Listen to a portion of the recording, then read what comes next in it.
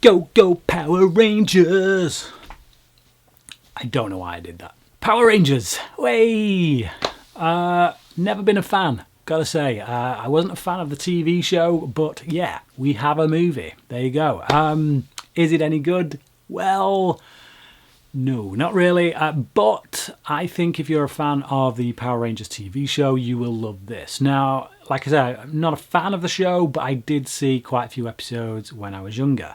And they all seem to have a very similar formula. They all seem to be pretty much the same, to be honest. And I think this film kind of follows that formula pretty faithfully, I'd say. I think the scripting needs a lot more work. I think that the dialogue sometimes is really awful. And they make these characters basically like the Breakfast Club. They are the Breakfast Club with superpowers. You know, they've all got their individual problems. You've got the stereotypical star quarterback who really on the inside is just crying out to be seen as something else. There's one kind of aspect they tackle which I think is worth tackling, which is the idea of bullying in schools with phones, with mobile phones and pictures and things like that they kind of address and they look into. But yeah, at the end of the day, so what? I don't really care about these characters, it must be said. Something I've heard several times about this film is that Elizabeth Banks is too over the top. That seems to be the weak link a lot of people mention. I actually think she's pretty good in this.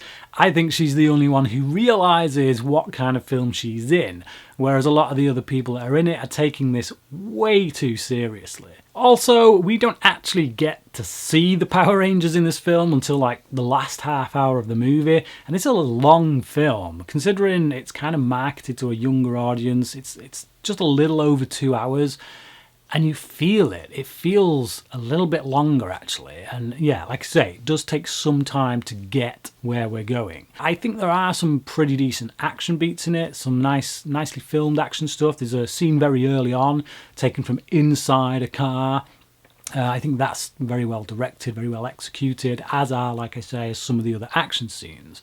But I kind of wish there was more and less kind of jibber jabber about, you know, teenage problems by, of course, a bunch of actors who clearly don't look like teenagers. Like I say though, I am clearly not the audience for this. If I didn't like the TV show, why would I like this? Especially if they're going more for that TV show vibe than, say, a darker, updated version, like the recent short film that was put on YouTube last year and then kind of taken down because Saban wanted it not seen by anyone.